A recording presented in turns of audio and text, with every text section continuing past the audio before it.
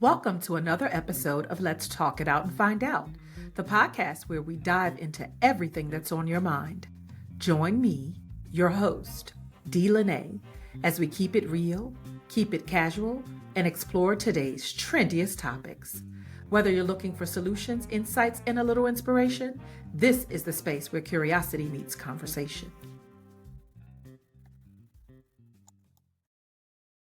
Now, today's commentary is entitled Unburdened, A Journey of Humility and Forgiveness. Now, that title encapsulates a profound and universal struggle that I'm sure we are all familiar with. At its core, it speaks to the weight we carry, often unknowingly, and it comes in the form sometimes of pride, resentment, and unresolved wounds. Now, this journey is one that challenges our ego and it invites deep introspection and ultimately leads to liberation. Now, the weight we carry with that, it points us in the direction of grudges, past mistakes, or the desire to be right at the expense of peace. Now, these burdens shape our relationships. They also shape our mental well-being and even our physical health. And let's talk about that for a second. Our mental health ties in closely or directly with our physical health, and then both tie back to our relationships. Let's start with our mental well-being, because how we live is how we see life, which affects how we think about others. Now, resentment can fester like an anchor, keeping us untethered or sometimes tethered to pain, while pride can prevent us from admitting faults or extending grace, which can directly affect our mental well-being. Now, you ever hear the term protect your peace? Well, what that really is saying is to guard your mind and the rest will follow. Wait a minute. That's an En Vogue song. I think I just sang an En Vogue song. No, I think it says free your mind and the rest will follow. That's what it says. Now, that's pretty much the same thing, right? But you get the point. We must be conscious of what our mind feeds on, because this can directly affect our physical health. So that's how it ties back to how we how we are physically, because our mental health, like I said, it can affect directly affect our physical health and cause ailments. So this is a good segue into the power of humility. Now, humility is often misunderstood as weakness, but in reality, it's a sign of immense strength. Yeah, that doesn't always seem like the case, but it takes courage to admit when you're wrong and to listen without the need to defend. Because some people always feel that a good approach is being defensive. And I will say that you do have to defend who you are to others sometimes, because it seems when people make up their mind about who they think you are, they have a hard time changing their opinion. And sometimes you have to reintroduce yourself to people. But what I'm referring to is when someone is defensive toward everything. That's when you feel that it may be just that person is insecure about who they are.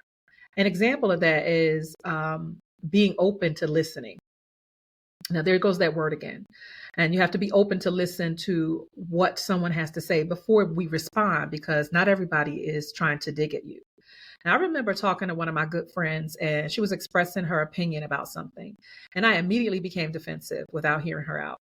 Now, I get that sometimes we think we may know what people are going to say before they say it, and we very well may know what they're going to say, but it's a good practice to hear the person out before we respond, so that it doesn't sound like you're always defending yourself. Now, our situation wasn't that serious, but had I responded in a certain way, it could have blown it all out of proportion. I felt at the time my friend was being a bit judgmental, but had I responded with a defensive tone, it may have solidified her statement and showed that I may have had more of an ego problem. And to place understanding above ego makes for an uncomfortable situation. Now, true humility allows us to see others not as adversities, but as fellow travelers on the same imperfect journey, right? Now, forgiveness is a radical act of freedom. So let's talk about that for a second. Forgiveness is not about excusing harm or forgetting pain. Like us women, we never forget the pain of birthing a child. We might forget the date they got their first tooth, right? But we'll never forget what birth pains feel like. And yes, even if you had that good old epidural, you still don't forget how big that needle was they stuck in your back, right? I digress. But it is about releasing the hold that bitterness has over you. It is a gift to give ourselves as much as it is to gesture toward others, right? So sometimes the hardest person to forgive is ourselves. But in doing so, we reclaim our joy, our peace, and our ability to move forward unburdened. Now, remember, this is a journey, not a destination. We have to remember the pursuit of humility and of forgiveness is not a one time event, it's a continuous practice. There will be moments of struggle when old wounds resurface, when pride whispers in our ear, but with intentionality and grace, we can choose to let go and we can choose to live unburdened. So, this journey is not just personal, it's communal. As we learn to forgive and practice humility, we create ripples that extend beyond ourselves, and it shapes our relationships, our communities, and even the whole world. And to be unburdened is to be free. And this freedom is always worth the journey, right? Now, the themes of humility and forgiveness are deeply interconnected. They challenge us to let go of ego and release the past and then embrace life, a life of peace. But this journey is often fraught with resistance. Why is it hard to humble ourselves? I often ask myself that question. And why does forgiveness feel impossible at times? And yet, when we do it, we experience that freedom unlike anything else. Now, humility is the foundation of inner peace. And humility is often mistaken for passivity or low self esteem. But in truth, it is a profound strength. And it gives you the ability to recognize your own limitations without feeling diminished and to value others without feeling inferior. Humility is not always about thinking less of us, but thinking of ourselves less. Now, I'm going to say that again because that was a mouthful. Now, humility is not always about thinking less of us, but thinking of ourselves less. And as I mentioned before, it's not always about us all the time. Because sometimes when we let other people be who they are, that's where a big portion of our freedom comes from. Now, the ego is the resistance to humility. Pride is the biggest obstacle to humility. It tells us that admitting fault is weakness and that we must always be right, that we deserve more than others, and that's just a misconception. And this mindset leads to conflict, isolation, and inner turmoil. And when you really project true humility, it's liberating. It allows us to grow and again to listen. That's like the operative word, and to connect with others on a deeper level. Now, how can we cultivate humility? There's a few things we can do to literally cultivate it within ourselves. I'm going to mention a few here, and it may be something that is helpful to you. So, if we practice active listening, now I'm going to say listening a lot on this podcast because it's the key to everything. If we just hear people out and without feeling like we have to say something, then we'll learn a lot. And I had to learn that because I was always running my mouth about something and I was always in my feelings about something. So if we listen not to respond, but to understand. So when someone is saying something to someone and they say, I hear you, right? It's a good example of it. They say, I hear you. That doesn't mean that they are listening. Listening and comprehending may mean you are listening to understand. And I said may, okay? Because sometimes people choose not to listen because they want to think of things the way they want to think of things. And that's a whole nother thing that we won't get into today. But another form of practicing or cultivating humility is to admit when you're wrong. That's hard for some of us. So we need to take responsibility without excuses. If you want to cultivate humility, that's one of the good ways to do it. Now, I respect the person who takes accountability for how they may have handled someone or made someone feel. I remember having a discussion with a certain young man, and I pointed out to him that in this certain situation, he stripped me of my dignity and my integrity. And really, those two things are sometimes all we have that we can truly own. But there are some people who have a way of taking that from you by how they treat you. Now, he told me he was not responsible for my dignity nor my integrity in that moment. And it felt like he was it felt like it was based on how he was treating me, but he didn't seem to care that he made me feel that way, right? So he refused to take accountability, which pretty much told me he cared nothing about me or my feelings. Now, I'm not saying that he was responsible for my feelings, but I think he could have taken some ownership for how he treated me in that moment, especially since I did nothing to warrant that type of treatment.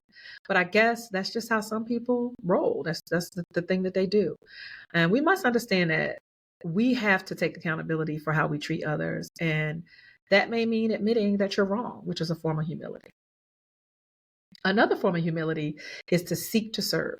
Now, may not be your thing, but if we shift the focus from self gain to the well being of others, this is where grace comes in. So, if we give people grace, this may help, to resolve a lot of the problems or just fix a lot of the ways that you think. And sometimes to give people that grace, we have to go into our reserves and pull it from our supply of grace that we have stored up. Now, another form of humility is to recognize the limits of your knowledge. And that means staying open to learning and correction, because sometimes you can learn or you may think you know something, but you might not know it. All of us know someone who knows it all, right? I practice not saying what I know sometimes, and I fall back so that others can be great. And in my opinion, a person who always claims to know everything carries a bit of insecurity. Humility is displayed when we don't have to always show people that we can know more, do more, or be better than everybody. It's so refreshing when I'm surprised by what a person knows or what they can do because their humility is organic and it's displayed in their ability not to be the center of attention.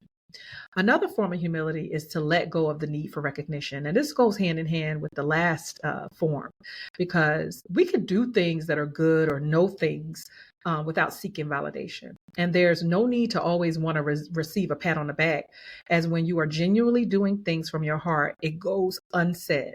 And that's when you know somebody is truly being sincere. Now, the cost of forgiveness is something that holds on to anger and grudges, and it doesn't punish the other person, it punishes you. So studies show that chronic resentment contributes to stress, anxiety, even physical illness, as we mentioned earlier, and it keeps us stuck in the past and we're unable to fully embrace the present. Now let's talk about why forgiveness feels so hard, because it's warranted, right? Sometimes we definitely have a reason for why we're not forgiving that person. So it may be that the pain just feels too deep. Some of the wounds seem unforgivable, right? And that's a possibility. Or we fear losing power. Holding a grudge can feel like having control. Or we just want justice. Forgiveness doesn't always mean justice is served. So just because you forgive somebody, it doesn't mean that justice is served. So you can feel like if I forgive them, then they won't go punished. Or we just simply can't forget. Now, true forgiveness doesn't require forgetting. It only requires that we release it. So you ever hear people say forgive and forget? I believe that you don't have to forget it, right? But you're not going to forget it sometimes, but you can forgive it so that you can release it. Now, the steps toward forgiveness are acknowledging the hurt. That goes hand in hand with what we said about how the pain feels too deep. If we don't acknowledge the hurt, it prolongs the pain. And understanding the other person's perspective, sometimes it's a misunderstanding. And this doesn't mean excusing, but seeing them as human. And we don't always know what a person may be dealing with. And I say this all the time behind the scenes. So we will also sometimes have to reach into our bucket of grace for this one as well. We also have to decide to forgive. Because you can decide, I'm never going to forgive that person, but you're holding on to it. Like I always say this saying, I'm like, a person that sits on a curve and the bus is passing by and you never get on that bus and you keep missing the bus. I mean, you're sitting out there in the rain, it's storming, and you never get on that bus and you never get to your destination. And it can sometimes feel that way. So you have to decide to forgive. Forgiveness is a choice, not a feeling. So we also need to let go of the need for retaliation, because sometimes it's like, I'm going to get the get back. When I get the get back, I'll be satisfied. So we have to accept that you may never get an apology. I've encountered several people in my life who have actually circled back and gave me an apology. So I have felt that. So it is possible, but it doesn't always happen that way. I wasn't expecting it, but when you leave people to do what they feel without retaliating, they sometimes come around and they want to make it right. Not all the time, it doesn't always happen. Some of us may know nobody that does that, but I happen to know some people, quite a few, that have circled back. Now, moving forward with or without reconciliation requires that forgiveness. And now I know that it may be hard because a lot of people have the need to foreclosure, but forgiveness doesn't always mean restoring the relationship. It's not even about that. It's about letting it go so that you can feel again. Now, living unburdened, let's talk about that for a minute. To be unburdened is to live without the weight of resentment, arrogance, and bitterness, because being burdened causes you to be arrogant. It causes you to feel like somebody owes you something, and it's displayed in how you deal with people on a daily basis. And it is to be free with the chains of the past, like when you're unburdened, and to walk lightly in the present. And that's what you should get from being unburdened. And when you release those feelings of resentment, arrogance, and bitterness, then you're able to be free from those things. Now, daily practices that help you to have an unburdened life are things like mindfulness and reflection. Every morning I get up and I reflect on, the day, like what do I want to accomplish? And I regularly assess my emotions. And then sometimes I have to assess the grudges that I have. And it helps me to really retain my, the things that I've worked on. And it helps me to not be burdened by the resentment that I carry for individuals. The next practice that I have is gratitude. And I practice gratitude because it allows me to shift focus from resentment to appreciation. And I have a gratitude like journal. I bought this journal. It's called Inhale the Future and Exhale the Past. And it's a little journal that I bought from Target. Y'all know Target has those cute things that you buy. And I like it because it allows you to write down all of your feelings and it organizes it for you.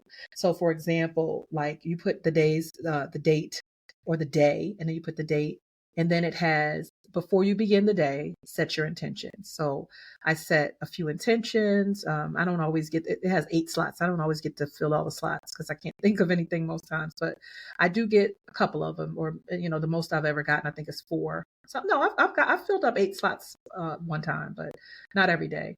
And then the next section says inspiring words for today. So I put down some inspiring words. And then the next section says things to let go of today. That's usually real full because I have to let go of things that really have burdened me. And then the topic that I'm talking about, gratitude, there's a section that says, today I am grateful for. And I put down what I'm grateful for. Now, it also allows you, this particular journal allows you to assess your day at the end of the day. So you do that in the beginning of the day, and then you're able to assess your day.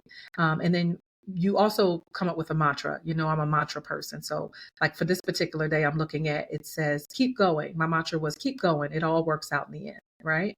And then when you went through your day, it says, today I found joy in, and then you put what you found joy in. And there's a section that says something I did that made today great. The next section says things I did for myself. Then it has one that says things I did for others. And then it allows you to practice for the next day, or not practice, but set a goal for the next day. It says tomorrow's goal. So it's a pretty neat journal. I like it. I'm not able to do it every day, but I am able to do it some days when I'm like really have I've had a very burdened couple of days, and I have to go back to that gratitude journal and just kind of reset myself, right? And I told y'all my mantra for the year is reset, refocus, and restart. So that goes hand in hand. I also love kindness. Like I have like a lot of inspirational things around my house, and kindness is one of the things that I have hung up. And kindness allows me to practice that humility and forgiveness, and I'm strengthened through those actions. It helps me to strengthen my ability to be humble and to forgive. Now, self-forgiveness is a big one as well, because sometimes we hold on to grudges about ourselves, like, man, I shouldn't have did that, or I did too much of that, or I didn't do enough of that.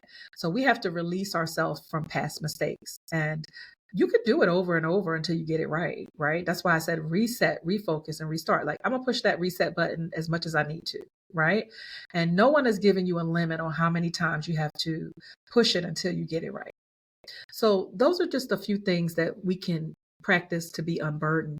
And the journey toward humility and forgiveness is not just a single event, but it's a lifetime practice. And it requires intentionality, self-awareness, and a willingness to release the burdens that weigh us down.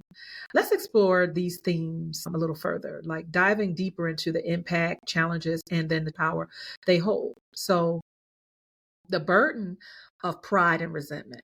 And these are things that are that kind of keep you away from developing those qualities that you need in order to have humility and to be unburdened, um, and forget and have forgiveness. So having pride, um, and bitterness and unresolved pain, they allow you, or they keep you in that life cycle of carrying burdens. And these emotions shape our actions. They also shape our thoughts, and then ultimately the relationships that we have. But what happens when we refuse to let go? A couple of things that happen is we hold on to pride, and pride isolates us. When we prioritize our ego over connection, we push people away. I have had so many people that push me away, and I'm good for pushing people away. It's just because the idea of not really knowing how to manage relationships, it's what pushes me into that dark space that I'm not able to manage my relationships. And I've worked on that. So I've been more open, I've been more transparent, and that's helped. Resentment poisons the heart. Holding on to anger consumes us more than the person who hurt us. And I talked about that before, like, you got to let it go, because if you don't let it go, then it hurts us more. We're internalizing it.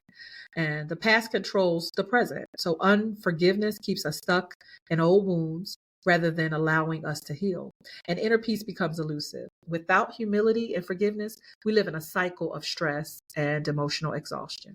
Now, the irony is that we often hold on to these things because we believe they protect us, but in reality, they imprison us. With humility, releasing the need to be right is something that allows us to move past holding on to those grudges or being imprisoned by our thoughts. Now, why does humility matter? Like, a lot of people say, I don't have to be humble. I'm who I am, and that's who I am. I can't change. Well, it allows us to learn and to grow without defensiveness, right?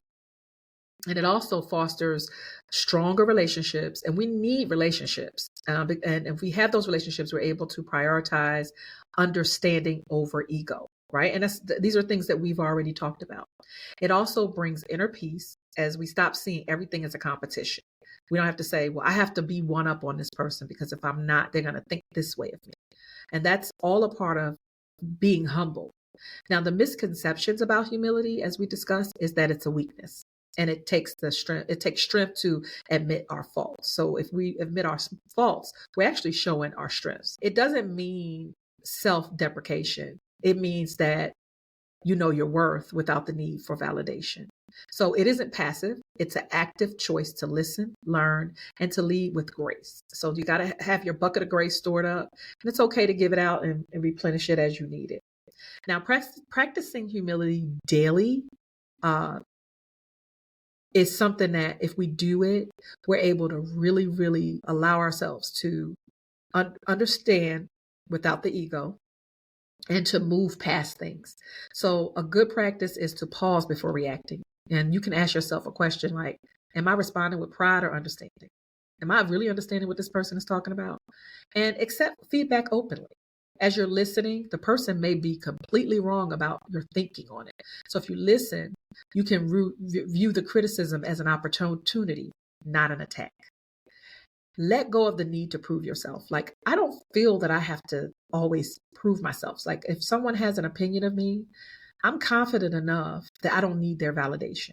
So that in itself is where that's some healthy pride. Like, I'm prideful enough to know that my confidence covers what I need without being egotistical. Now, the myths of forgiveness, as we discussed, is that they have, you might think, a person needs to always come to you first. And you may say, I never will apologize. But if you do, it releases you and it restores peace within your life. Forgiveness, like we mentioned, doesn't mean forgetting. You can remember without being controlled by the pain. And, not have the attitude of, I'll forgive when I feel like it. It's like I said, it's a decision, not a feeling. Now, what it really means is you're releasing the hold someone has on you because it affects you more than it affects someone else. And you choose peace over revenge, and healing for yourself, not for them. So my final thoughts on humility and forgiveness are that neither one of them are signs of weakness, but they display profound courage. They require us to confront our deepest wounds and to surrender our pride and to choose peace over punishment. But in doing so, we free ourselves. So to be unburdened is not just to forgive, it is to truly live. An unburdened life is one of lightness, peace, and freedom. And it doesn't mean we will never struggle with pride or resentment, but it does mean that we no longer let them define us or let those things that feed into that define us. By embracing humility, we release the exhausting need to prove ourselves. But by choosing forgiveness, we free ourselves from the weight of past pain. And then we live truly unburdened. That's a great feeling. So I hope this was helpful, and I hope that you're able to grasp some of the things that will help you work on being humble, work on forgiving, and also being unburdened. Thank you for tuning in to Let's Talk It Out and Find Out. We appreciate you spending your time with us. Be sure to subscribe by hitting the follow button or wherever you listen to podcasts so you never miss an episode. We'll be back next week with more great content. See you then.